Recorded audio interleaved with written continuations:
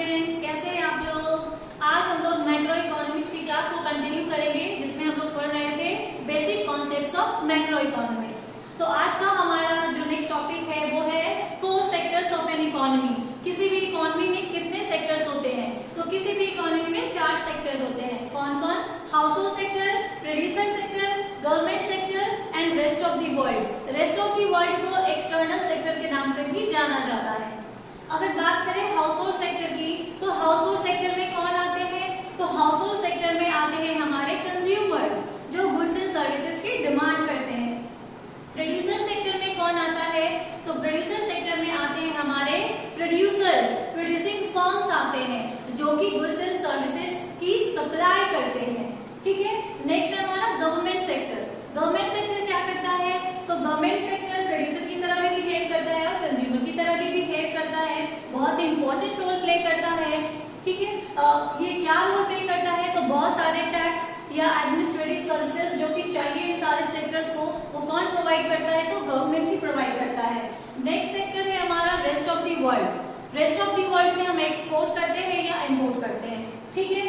अब देखिए ये जो 4 सेक्टर्स हैं ये सारे एक दूसरे पे डिपेंडेंट रहते हैं, यानी कि इनका क्या होता है? इंटरडिपेंडेंस होता है। सारे सेक्टर एक दूसरे पे डिपेंडेंट है। एक सेक्टर का काम दूसरे के बिना नहीं चल सकता है।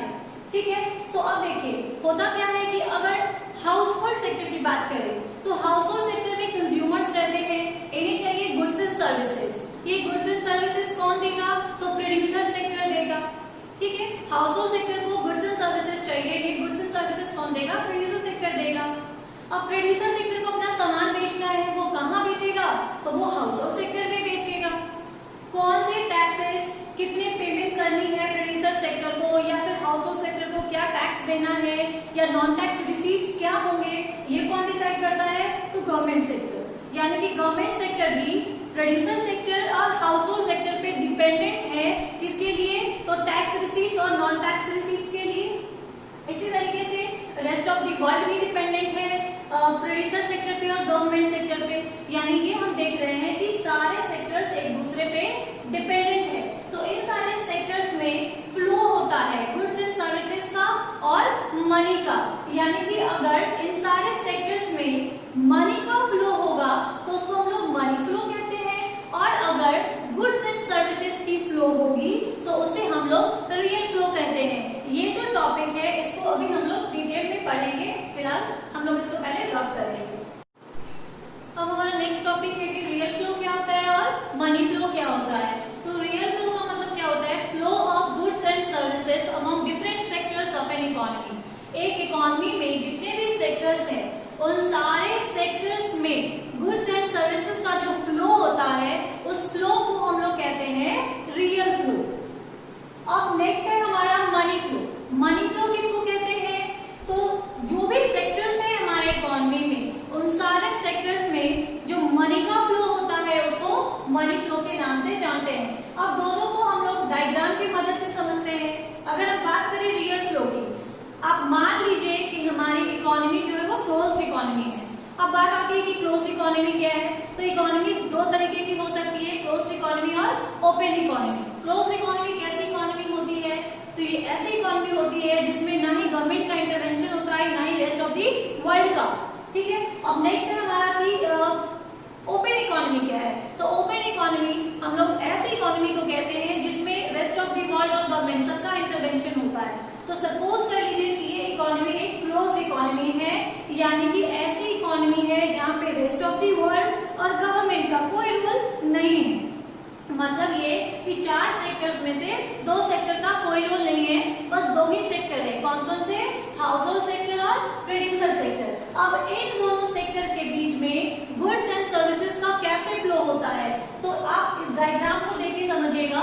हाउस होल्ड सेक्टर को क्या चाहिए? तो हाउस होल्ड सेक्टर को चाहिए गुड्स एंड सर्विसेज। ये गुड्स एंड सर्विसेज कौन देता है? Producer sector. तो प्रोड्यूसर सेक्टर ने हाउस होल्ड सेक्टर को गुड्स एंड सर्विसेज दिया और इसके बदले में हाउस होल्ड सेक्टर ने प्रोड्यूसर सेक्टर को क्या दिया? तो प्रोड्यूसर सेक्टर को चाहिए आदमी जो काम कर सके, जगह जहां पे उसकी फैक्ट्री लग सके, पैसा जो इन्वेस्ट किया जा सके, और ये सारे कौन प्रोवाइड करता है? तो house hold sector producer sector को प्रोवाइड करता है फैक्टर सर्विसेज। फैक्टर सर्विसेज का मतलब वो सारे फैक्टर्स जो कि प्रोडक्शन में हेल्प करते हैं। तो फैक्टर सर्विसेज किस किस फॉर्म में होते हैं? तो लैंड, लेबर, कैपिटल, एंटरप्रेन्योरशिप, यानी कि ये वो हाउस होल्ड सेक्टर ही है जो प्रोड्यूसर सेक्टर को लैंड प्रोवाइड करता है कि आइए भाई आप यहाँ पे अपना फॉर्म लगाइए। ये हाउस होल्ड सेक्टर ही है जो लोगों को प्रोवाइड करता है कि जाओ भाई, लेबर्स को प्रोवाइड करता है, वर्कर्स को प्रोवाइड करता है, ऑफिसर्स को प्रोवाइड करता है। ठीक है, तो आप समझ गए कि हाउस होल्ड सेक्टर को क्या चाहिए? Goods and services. ये गुड्स एंड सर्विसेज कौन देता है? Producer sector. प्रोड्यूसर सेक्टर को चाहिए फैक्टर सर्विसेज, और ये फैक्टर सर्विसेज कौन देता है? House hold sector. यानी कि ये एक रोटेशन, एक सर्कल है जो कि हमेशा चलते रहेगा।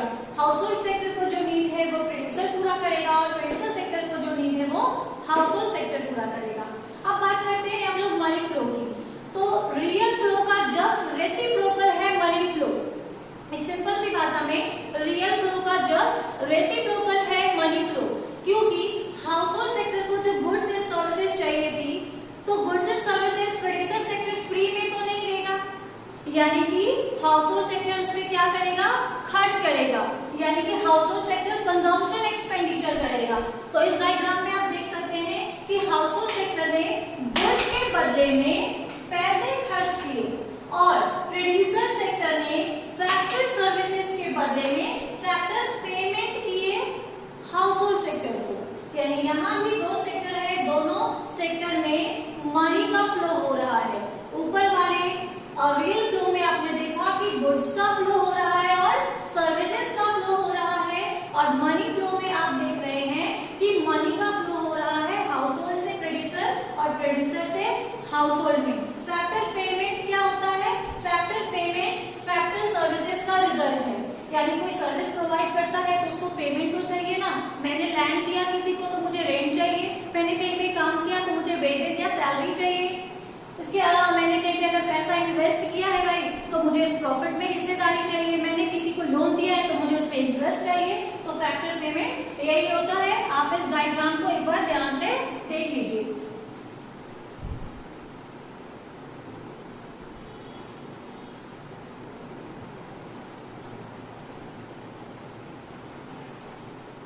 किसी भी इकोनॉमी में तीन इकोनॉमिक एक्टिविटीज हैं जो कभी भी खत्म नहीं होते हैं या कभी भी समाप्त नहीं होते हैं। ये कौन कौन सी एक्टिविटीज हैं?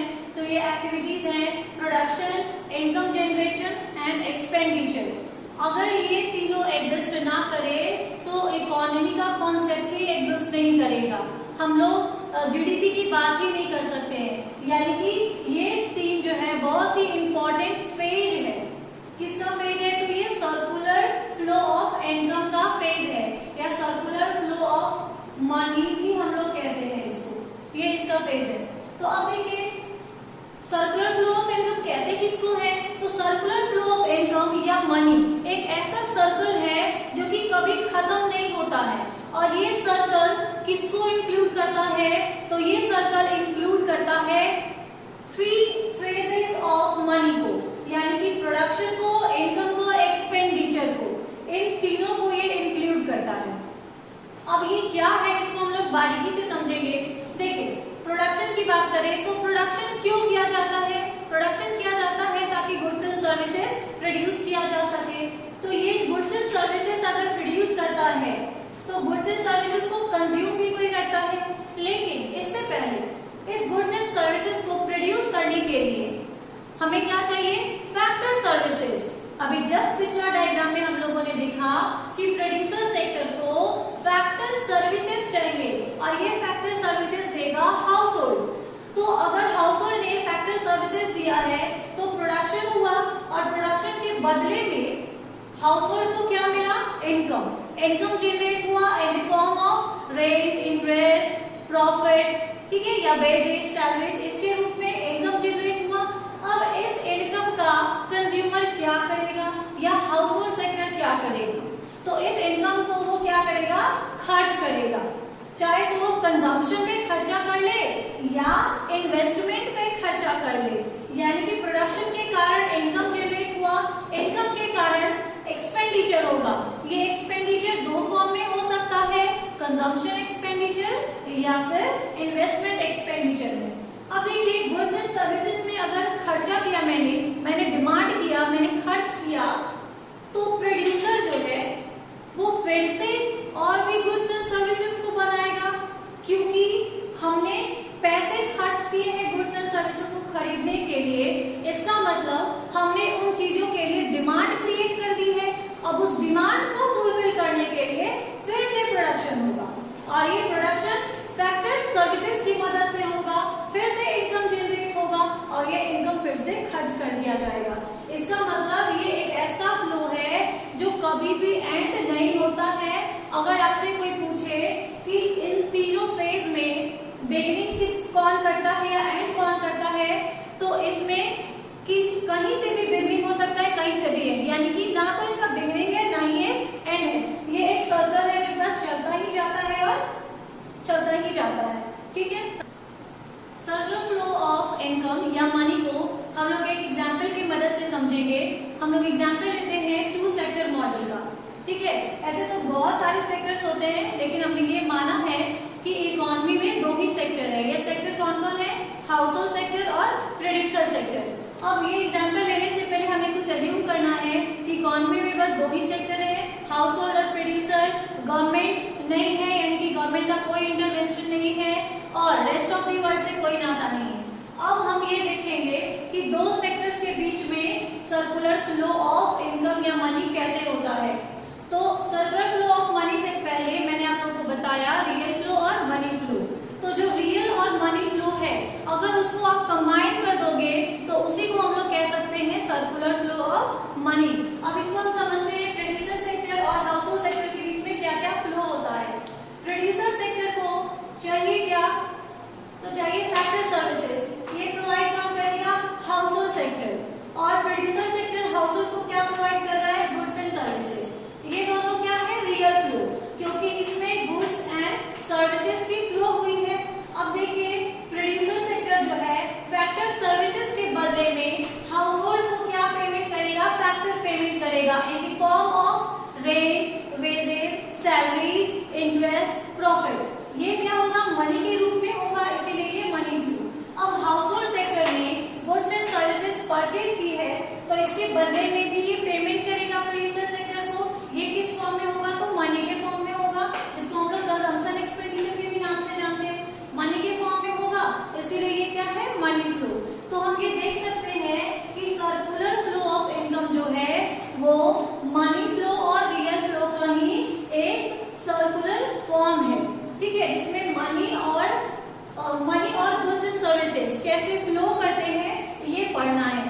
अगर हम लोग 2 सेक्टर मॉडल की बात करते हैं तो इसमें जो भी 3 फेजेस हैं सर्कुलर फ्लो ऑफ मनी के, दैट इज प्रोडक्शन और इनकम और एक्सपेंडिचर, वो इक्वल होंगे।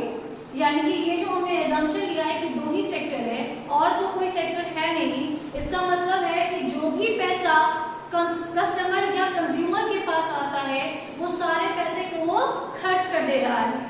यहाँ एक एजम्पशन और साथ में लेके चलना है कि मेरे पास या कंज्यूमर के पास जो भी मनी है, they spend their entire income, वो अपने सारे इनकम को खर्च कर दे रहे हैं।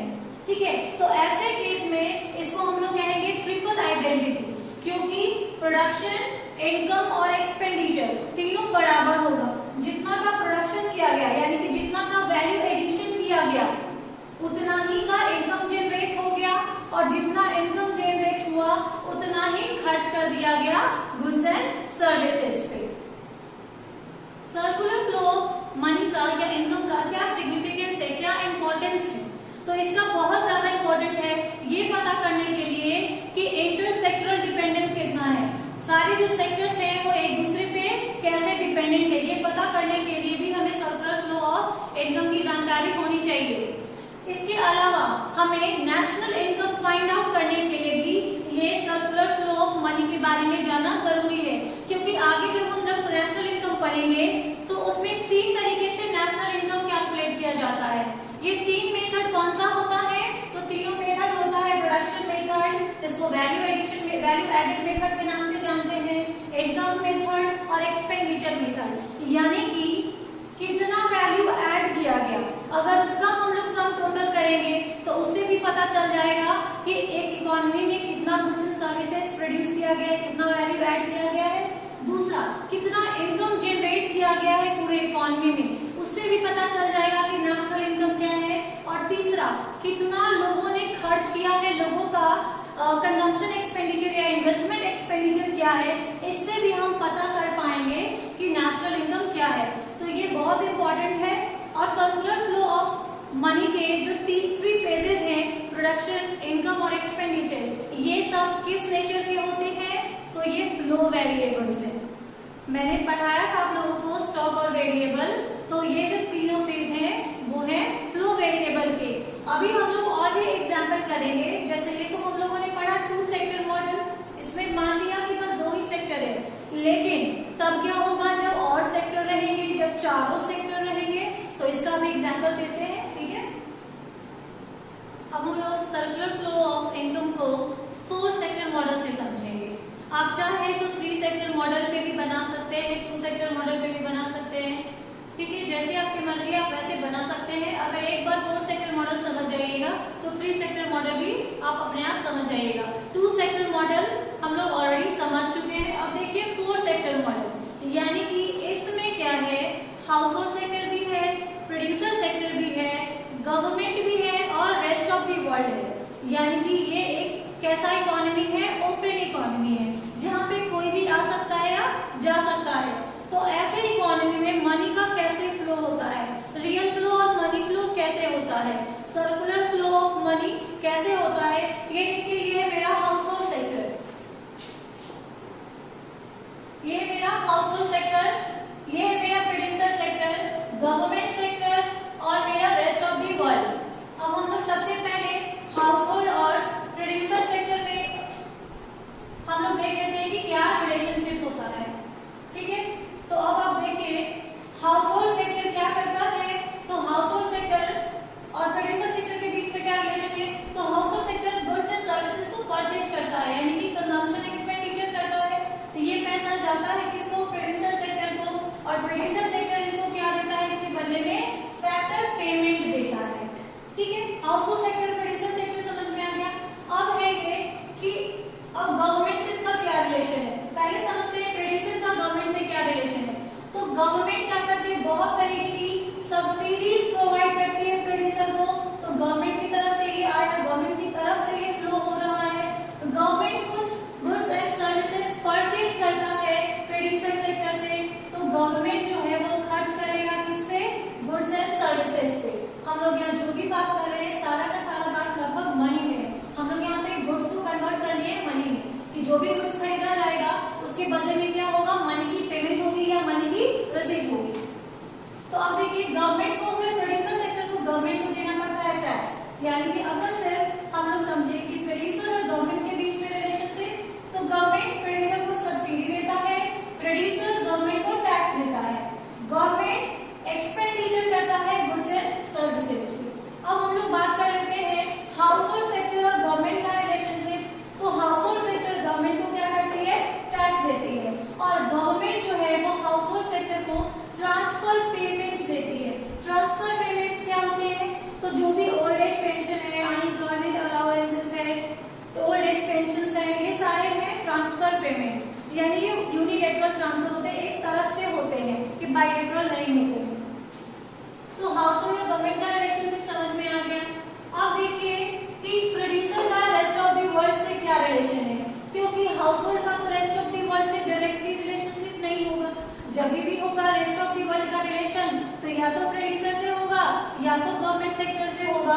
तो प्रोड्यूसर क्या करेगा, रेस्ट ऑफ द वर्ल्ड से कुछ सामान या तो एक्सपोर्ट करेगा या तो इंपोर्ट करेगा। अगर इंपोर्ट करेगा तो इसको रेस्ट ऑफ द वर्ल्ड को पेमेंट करना होगा, अगर एक्सपोर्ट करना है ये तो इसको रेस्ट ऑफ द वर्ल्ड से रिसीव्स मिलेंगे। अब बात कर लेते हैं हम लोग गवर्नमेंट और रेस्ट ऑफ द वर्ल्ड का क्या रिलेशन होगा। तो गवर्नमेंट को रेस्ट ऑफ द वर्ल्ड से रिसीव्स मिलेंगे और गवर्नमेंट को भी पेमेंट करने होते हैं रेस्ट ऑफ द वर्ल्ड को, ठीक है। तो ये था 4 सेक्टर मॉडल। अभी बीच में आपने देखा होगा कैपिटल मार्केट, यानी कि हम ये मान के चल रहे हैं कि सारा इनकम को लोग खर्च नहीं कर दे रहे हैं, कुछ पैसे सेव भी किए जा रहे हैं। तो ये सेविंग कहाँ आएगा, हाउस होल्ड सेक्टर जो है वो सेव करेगा तो कहाँ आएगा, कैपिटल मार्केट में आएगा या फिर फाइनेंशियल मार्केट में आएगा। आप इसको फाइनेंशियल मार्केट में लिख सकते हैं, यानी कि पैसा जो है या तो बैंक में आएगा या तो कैपिटल मार्केट में इन्वेस्ट होगा, हाउस होल्ड सेक्टर का पैसा।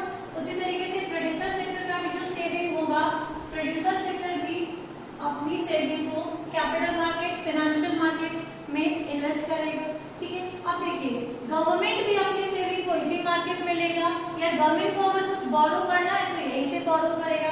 प्रोड्यूसर को अगर सेविंग का अपना पैसा रखना है तो फाइनेंशियल मार्केट में ही रखेगा, और अगर प्रोड्यूसर को फिर बोरो करना है तो वो फाइनेंशियल मार्केट से ही बोरो करेगा।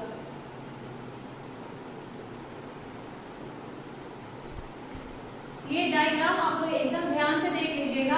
अब देखिए जब हम लोग 4 सेक्टर मॉडल की बात कर रहे हैं तो इसमें हमने सेविंग और बोरोइंग की भी बात कर ली, यानी कि अब कॉन्सेप्ट आता है लीकेज और इंजेक्शन का। लीकेज और इंजेक्शन क्या होता है? तो हमने पढ़ा कि प्रोडक्शन, इनकम और एक्सपेंडिचर तीनों एक साइकिल है जो हमेशा चलते रहता है। अगर इस साइकिल में से कुछ पैसे विड्रॉ कर लिए जाए, अगर इस साइकिल से कुछ पैसे को निकाल लिया जाए, यानी इस पैसे को अब दोबारा इस साइकिल में नहीं रहने देना है, निकाल लेना है, तो इसको हम लोग क्या कहते हैं? लीकेज कहते हैं। या फिर अगर इस साइकिल में कुछ पैसे को इंजेक्ट कर दिया जाए, कुछ पैसे को डाल दिया जाए, तो इसको हम लोग कहते हैं इंजेक्शन। लीकेज किस किस तरीके से हो सकता है, यानी पैसे को हम कैसे यहाँ से खींच सकते हैं? तो या तो सेविंग के रूप में, या गवर्नमेंट अगर बहुत ज्यादा टैक्स बढ़ा देती है तो टैक्स के रूप में, या फिर अगर इंपोर्ट करते हैं तो इंपोर्ट के रूप में। उसी तरीके से इंजेक्शंस क्या क्या होंगे? अगर और इन्वेस्टमेंट कर दिया जाएगा तो इसमें इस तीनों फेज में इस मनी के फ्लो में मनी और बढ़ जाएगा। अगर गवर्नमेंट अपनी खर्च बढ़ा देती है, क्योंकि गवर्नमेंट भी एक्सपेंडिचर करता है, गवर्नमेंट भी बहुत सारी चीजों को खरीदता है। ये क्यों खरीदता है? तो इसको जो भी आम आदमी है, अगर जो महंगी चीजों को अफोर्ड नहीं कर सकते हैं, उनको सस्ते दामों में अवेलेबल कराने के लिए भी गवर्नमेंट बहुत सारी चीजों को खरीदती है। तो गवर्नमेंट अगर एक्सपेंडिचर बढ़ा देगी तो भी इंजेक्शन हो जाएगा, यानी कि ज्यादा से ज्यादा पैसा इस सर्कुलर फ्लो में आएगा। इसके अलावा अगर एक्सपोर्ट होता है, यानी कि सामान को अगर बाहर भेजा जा रहा है, तो फॉरेन करेंसीज आएंगे ज्यादा से ज्यादा मात्रा में।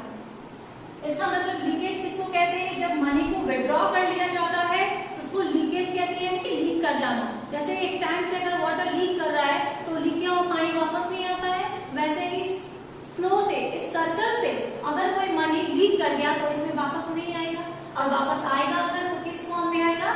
इंजेक्शन के फॉर्म में। तो ये था हमारा सर्कुलर फ्लो ऑफ इनकम या मनी जिसको कहते हैं। ये आप लोग सबसे इंपॉर्टेंट है ये डायग्राम। इस डायग्राम को अच्छे से आप लोग देख के समझ लीजिएगा, क्योंकि हमारा जो नेक्स्ट चैप्टर है नेशनल इनकम, उसको समझने के लिए प्रोडक्शन, इनकम, एक्सपेंडिचर तीनों को समझना बहुत जरूरी है। ठीक है, ये चैप्टर हमारा खत्म हो गया। हम लोग मिलते हैं नेक्स्ट चैप्टर के साथ नेक्स्ट वीडियो में। तब तक